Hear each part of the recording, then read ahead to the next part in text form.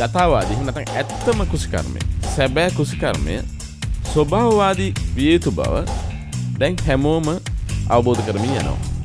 මේ අවබෝධය වඩා කිට්ටු වෙන්නේ අපේ සම්ප්‍රදායික ඥානයට. මේ සම්ප්‍රදායික ක්‍රම අතරම කාබනික ක්‍රම වලට තමයි ඉහළ. මේ සම්ප්‍රදායික ඥානයේ ආරම්භය ගාක් ඈතයි. ඒ හින්දා සම්ප්‍රදායික ඥානයේ උල්පත් ටික හැම වෙලාවෙම ස්වභාවවාදී නිසා තමයි සම්ප්‍රදායික ඥානය වඩා සමීප වෙන්නේ ස්වභාවයෙන්. ඕක දැනගෙන හිටියා. මොකද අපේ ආගම් දර්ශන අබ්දීන් හැම එකකින්ම කිව්වේ මේ සියලුම සත්‍යෝ කියනකොට මිනිසත් එකතු කරලා කිව්වේ. ඒ හින්දා අපේ නම් පැරණෝ මිනිහත් මේ සමාජ කොටසක් නැත්නම් පරිසරයේ කොටසක් හැටියට තමයි දැක්කේ. සියටල් දැක්කා වගේ අලපැත්.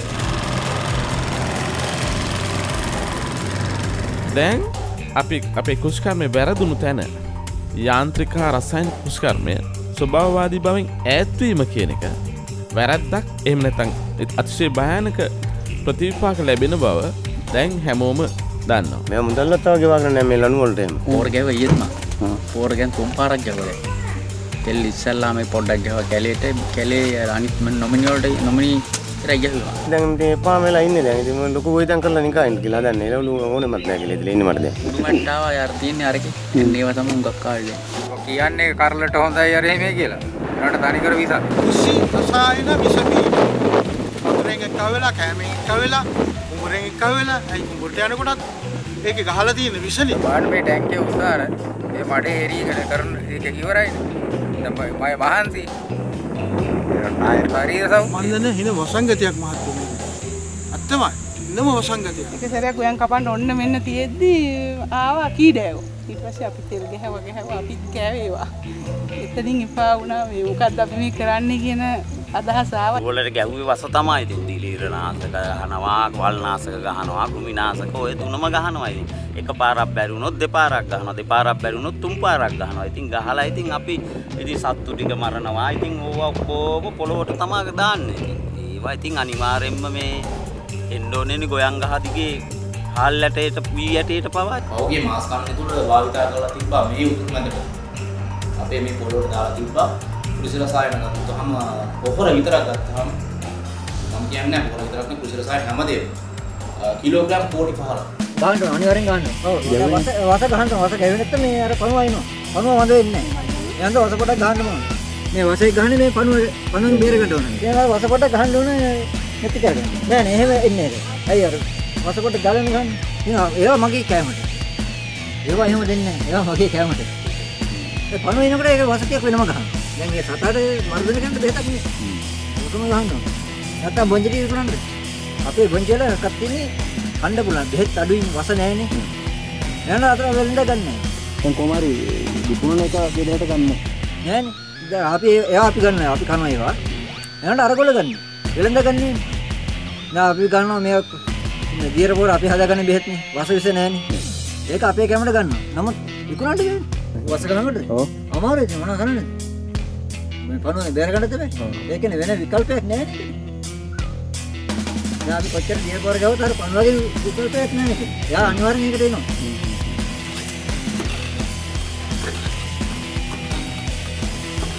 දැන් මේ බෙහෙත ගාව ගමන අර උත්සෝගේ නැතිලා යනවා. ඊට පස්සේ ආවෝ අර පණුවෙන් බේර ගන්න නේ. අදාර කිලෙන්නේ නැහැ නේද? ගාඳ ඒ දෙවිත් දැන් මේ අස්සන්න මොකක්ද? ඒකත් විනාශයි. දැන් ඒ සංවර්ධනයේ තියෙන අස්වැන්නේ තනි කර වසනේ කවන්නේ. අනිත් පැත්තේ මේ තියෙන මේ අපිට හොඳ අස්වැන්නක් තිබුණාට හොඳ අස්වැන්නක් හොඳ සංවර්ධනයක්. හොඳ ශාස්ත්‍රීයත්වයක්. ඒ ශාස්ත්‍රීයත්වය ඔක්කොම වස. ඒ වස ටික කවපුවා මිනිස්සු ටික ඔක්කොම ලෙඩ වෙනවා. කුෂ්කර්මයේ සැබෑ මූලධර්ම සැබෑ ප්‍රතිපත්ති වෙත එකවන්ව හැම රටවල්ම යුරෝපය හා අප්‍රිකානු මහද්වීපය ඉන්දියානු මහද්වීපය හා අපි සියලු දෙනාම දැන් මේ විපත්තියෙන් මිදිලා බලනවා ස්වභාවවාදී කුෂ්කර්මයට ගමන් කරන්නේ කොහොමද කියලා.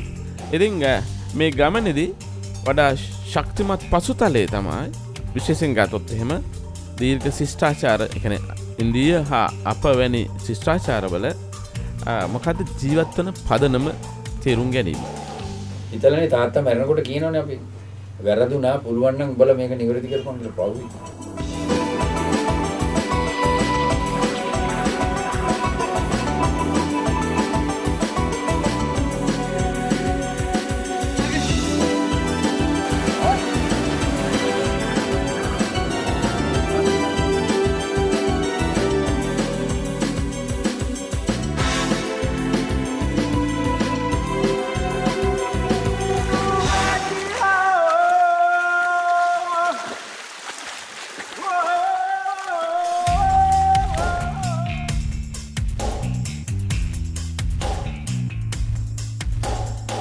දැන් අපේ කෘෂිකාර්මික එහෙම නැත්නම් සම්පූර්ණම අපේ කැලෙන්ඩරේ පදනම් වෙලා තිබුණේ චන්ද්‍රයා මත. එතකොට චන්ද්‍රයාගේ නැගෙන හා බහින වක් මත තමයි සම්පූර්ණ වශයෙන්ම අපේ කෘෂිකර්මය පදනම් කරන්න තිබුණේ. එහෙනම් රවිගේ ආලෝකයේ චන්ද්‍රයා හරහා පරාවර්තන වෙලා ප්‍රිස්මයක ආකාරයෙන් කැරෙනකොට ඒක වර්ණ වෙනස් කරලා සූර්යාගේ දෘශ්‍ය වර්ණාවලිය සත්‍යයක සැරයක් මෙහෙම කඩනවා නම් ඒක දිලිසීමේ විද්‍යාව නෙවෙයිද? මේක නම් පෘථුවිය, මේක නම් පසළොස්වක, මේක නම් අමාවක, මේක නම් අටවක, මේක නම් අටවක. සූර්යයා විසින් දෙන ආලෝකය චන්ද්‍රයා විසින් හරිද මේ කෝණගත කරන්නේ නැද්ද?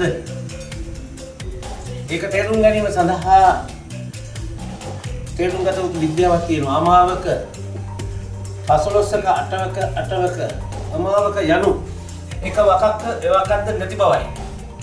එසේ වන්නේ විද්‍යාත්මකයෙන් පවතින. එසේ වන්නේ සූර්යයා සහ චන්ද්‍රයා සහ පෘථිවිය එකෙල්ලේ සිටින විට චන්ද්‍රයාගේ දිලිසීම පැත්ත උඩට පේන නිසා දිලිසෙන්නේ නැති පැත්ත අපිට නොපෙනෙන නිසා නෙවෙයි.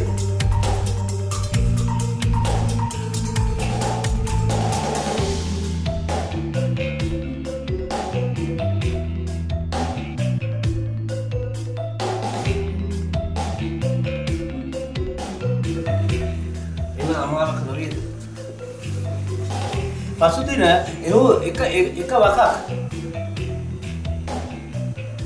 මේ පැත්තට ආවම අපිට එක වකක් නොපෙනෙන්නේ නේද? දෙවෙනි දින දෙක වකක් නොපෙනෙන්නේ නේද?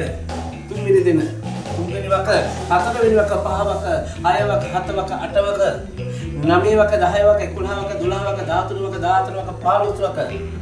නැවත වෙහිම ආරම්භ වෙනකොට 14 වක, 13 වක, 12 වක, 11 වක, 10 වක, 9 වක, 8 වක, 7 වක, 6 වක, 5 වක, 4 වක, 3 වක, 2 වක, 1 වක මොකවත් නැති වක අමාවක වෙන්නේ. එතකොට මේ අපි විතරක් නෙවෙයි චීනයත් මේ චන්ද්‍ර කැලෙන්ඩරේ එහෙම නැත්නම් තඳ පදනම් කරගත්ත කැලෙන්ඩරේ භාවිත කරා. ඒකම අපි පාවිච්චි කරලා තිනවා සූර්යයා පදනම් කරගත්ත මාස ක්‍රමයේ පවතින කැලෙන්ඩරේ.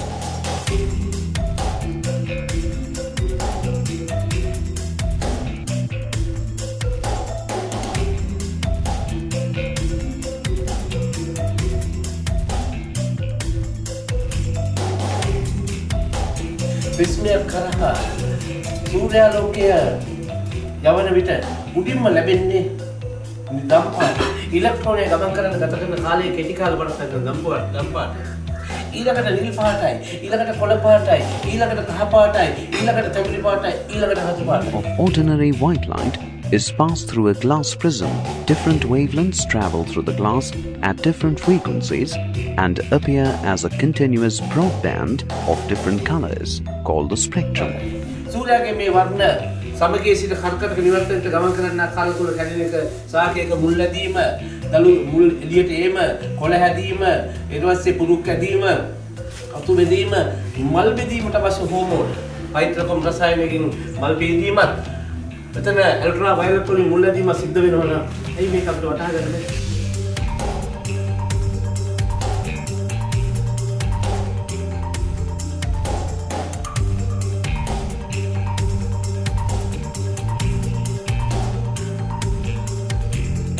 සූර්යා ලංකාව කෙලින් ඉන්න මොහොතේ මාර්තු අප්‍රේල් වෙනකොට අපිට එන්නේ කෙටි තරංගයක් නම් ඇල්ෆා වයලට් නම් ඒ ඇතුලේ අර්ථාපල් ආලේ පැලවෙන එක පුදුමයක්.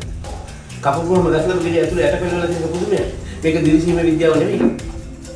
ඒකේ අවසානයේ අන්තිම පෛත්‍රකම් රසායනික ක්‍රියාත්මකකට මල් පිපෙන්නේ නැද්ද?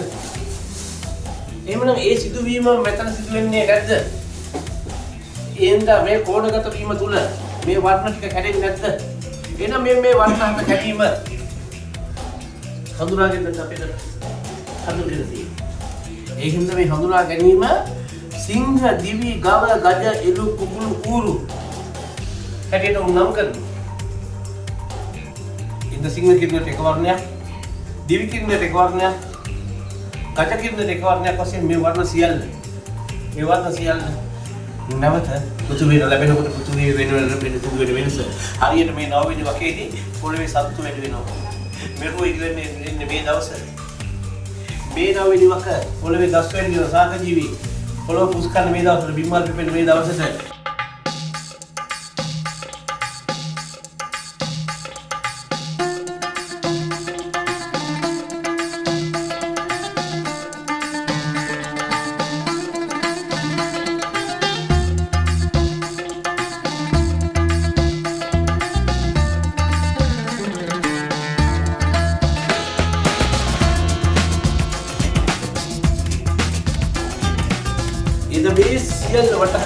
සියල්ල වටහාරි කරපු කුසිකර්මයට පයිලා අපි කරන්නේ විද්‍යාත්මක කුසිකර්මයක් නෙවෙයි.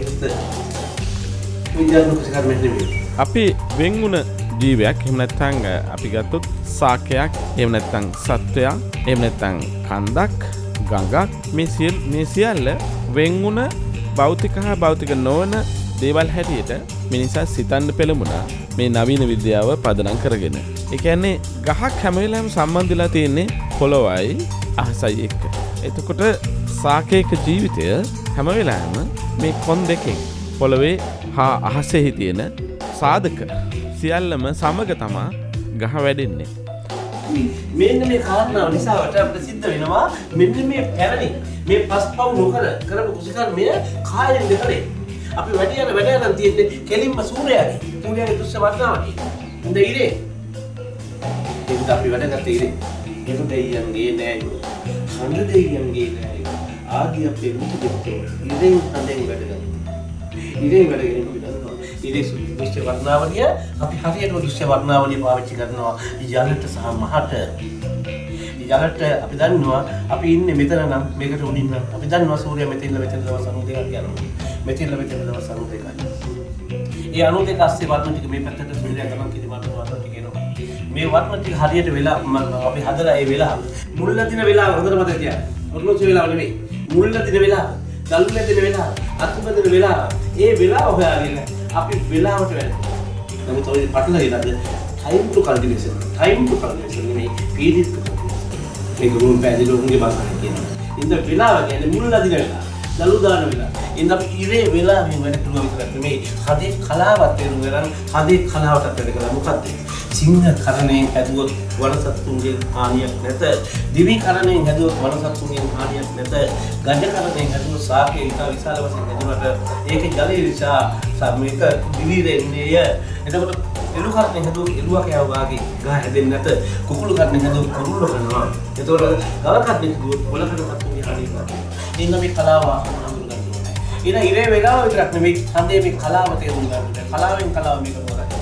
ඉතින් ඉරේ වෙලාව හදේ කලාවක් කරා ශ්‍රී ලංකාවේ ගොවියෝ ගොවිතැන් කරේ වෙලාව කලාව. මම කියනවා අධිරාජ්‍යවාදීන්ගේ ගැත්තන්ට පුළුවන් නම් වෙලාවට කලාවට වැඩ කරනවා කියන එක විග්‍රහ කරලා දෙන්න කියලා. ඉතින් අධිරාජ්‍යවාදීගේ ගැත්තෝ අධිරාජ්‍යවාදීන්ගේ පෝරා විකුණ ගැනීමේ උපක්‍රමයට අහු වෙලා ඔවුන් මේ රට කරපු ඒ විනය දැන් අපි පන්නන්න ඕනේ. ඒ සඳහා රටට තියෙන හැම තොইলයක්ම රටට සිද්ධ Hi, Janice Stillman with the Old Farmer's Almanac here at our garden shed. Age-old folklore suggests that the moon in its cycles governs moisture. Like the tides, but in a much more subtle way, it affects the way the moisture in the soil rises and falls. And the moon's light affects plant growth, resulting in bigger, better tasting crops. Planting by the moon is easy. All you need to know is which vegetables to plant in which phase of the moon, above ground or below ground producing. එතකොට දැන් මේ විදි දෙකම ඉන්දියාවට චීනයට හා අපිට පමණක් නෙවෙයි යුරෝපයත් මේ පාවිච්චි කරලා තියෙනවා. අපි දන්නවා ජ්‍යොතිෂ ඥානය යුරෝපෙත් තියෙනවා. ඒ අය කුෂ්කර්මය සමග මෙහි සම්බන්ධය පිළිබඳව ඉතාම ගැඹුරු පරීක්ෂණ කරලා තියෙනවා. ඒක ප්‍රත්‍යක්ෂව ඒ අය ග්‍රහණය කරලා තියෙනවා. ඒ නිසා ඒ අය විශේෂයෙන් ගොවිලිතක් පාවිච්චි කරනවා මේ තියෙන චන්ද්‍ර හා සූර්ය එක්කම අනිත් ග්‍රහවස්තු සමග සම්බන්ධ වුණු තම පළල් කැලෙන්ඩරයක්. අපි එතන හිටියා. දැන් අපිට වෙලා තියෙන්නේ අපි ඊළඟට බටහිර ලෝකේ තියෙන දේවල් ගන්න බලනවා. බටහිර ලෝකේ දැන් ඒක අමතක කරලා අපෙන් ගන්න බලනවා. ඉතින් අපි තාම ඉන්නේ පිටිපස්සේ. දැන් අපි අතින් අපේ චන්ද්‍රමාස ක්‍රමයේ මත පදනම් කරගත්ත ගොවිලිත ගිලිහෙනකොට හැබැයි පරීක්ෂණය කරගත්ත ප්‍රත්‍යක්ෂ ඥානයක් දෙකම සම්බන්ධ කරගෙන යුරෝපය එය ස්ථාවර කරමින් ඒ අනුව ගමන් කරනවා. මේක විශ්ව සාධාරණ දෙයක්. ඒ කියන්නේ මේක සම්ප්‍රදායිකම ඥානයක් නෙවෙයි. සම්ප්‍රදායික ඥානය පදනම් කරගෙන යුරෝපීය පරීක්ෂණ හා අනිත් සොයා බැලීම් අනුව ගිහිල්ලා මේක ඒ අය ග්‍රහණය කරගෙන තියෙනවා. මෙවැනි ගොඩාක් අපේ පරිසරයට අනුබද්ධිත තියෙනවා දේවල් මේ විශ්වයේ තියෙන බලයන්.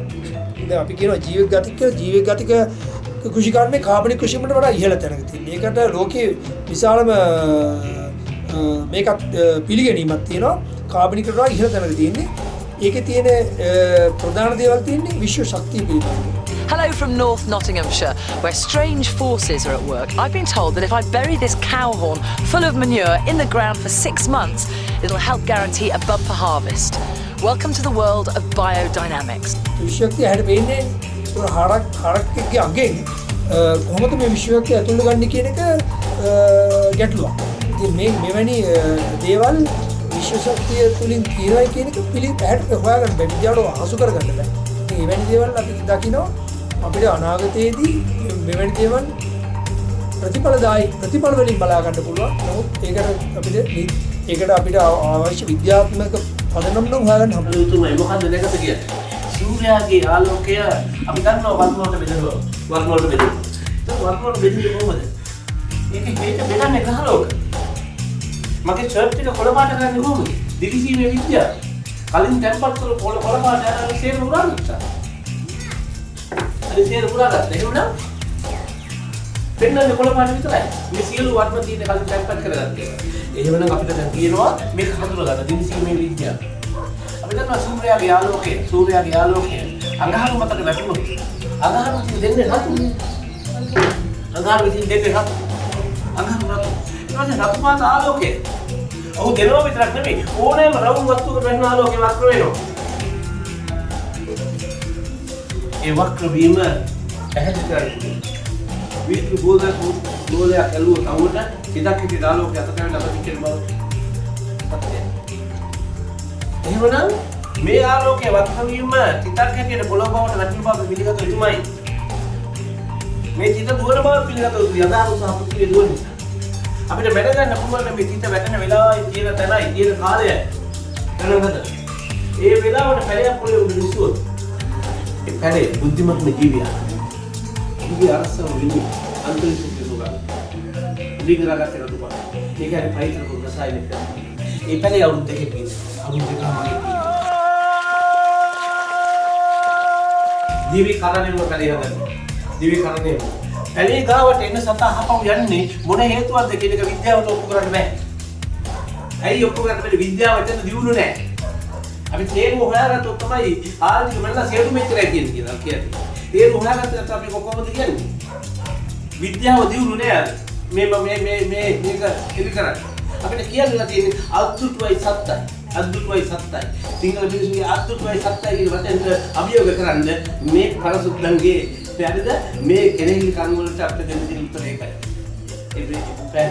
ඒ හින්දා අපි ඥානයේ තිබුණේ අද්දුටුවයි සත්තයි කියන පිළිගන්න වෙනවා. මෙතන සතේ කියන්නේ නැහැ. ඒ හින්දා අවසාන වශයෙන් අපේ කෘෂිකර්මයට අපි කරන්න යන තියෙන එකයි. එකක් තමයි අපි වැට බඳින්න ඕනේ භෞතික වශයෙන්. අපි ඒකට පූජාව තියන්න ඕනේ ආධ්‍යාත්මික වශයෙන්. අපි එතන නැගත් ගන්න ඕනේ අන්තරික්ෂ වශයෙන්. කල්යල් බලන භවිතෙන් කරන්න ඕනේ. මේක තමයි ක්‍රියාත්මක වෙන්න දේශීය බීජ. ඇයි? ඔවුන් මේ රටේ පසට පොළවට කාලවලට උණු වෙච්ච අය. එහින්දා බන්දිති කඩුළු වැඩි යලියෝ වලකන්න භෞතික වැට මතක තියාගන්න. බන්දිති පඳුරු මේ සත්වල දෙවියන්ට පූජාව. යොදති නැකත් පසු නොව අසුරාගන්ට අන්තරික්ෂ බලය. කපති නවම්මස දෙයියෝ රැකගන්න. නවම් මාසේ කපනවා කියන්නේ කල්වල බලනවා විතර කරලා තියෙනවා. ඒ නවප්පු කරන්න පුළුවන් මේ රටේ බොහොම දියුණු තැනක. උන්ට කරන්න තිබුණේ මේට අමතරව දේශීය බීජ පාවිච්චි කිරීම අවුරුද්දින් සකස් කිරීම. එච්චරයි. උන් නිරුද්ධ. අපි දැන් තෙල් ගොවිතැනට විරුද්ධයි. ඒක අපිත් කැමති මේක මොකක් හරි හොඳ පැත්තකින් එනවනම් අපි වුණත් කැමති. හරි. කොහොමද මේ ඒකයි. ඒක ඔයාගේ පැත්තේ අපිත් ඉන්නේ අනිවාර්යයෙන්ම. අපිත් කැමති මේ තියෙන දේවල් අයින් වෙලා අලුත් තාක්ෂණයත් එක්ක මේවා වෙනවට අපිත් කැමති. මේ ඔයත් එක්ක හැබැයි ගොඩක් කතා කරන්න පුළුවන් මේ සම්බන්ධතාවය තියාගත්තොත්. මට වෙලාවක් නැහැ දැන් මට ආයේ දැන් අපි එන්නේ යන්න ඕනේ ගොවියෝ වගේ ඉන්නවා බලන් ඉන්න අපි හම්බෙමු. හරි. මං සමන්. රයිට්. ඕනෙලාක මං කන්ටැක්ට් කරන්න මම මේ ඕනෙලාක ඉන්නවා. ඩීओ මහත්තයන් අහන්නකො සමන් කවුද කියලා. ඩීओ මහත්තයා කොයි ජනදේවගේ. රයිට්.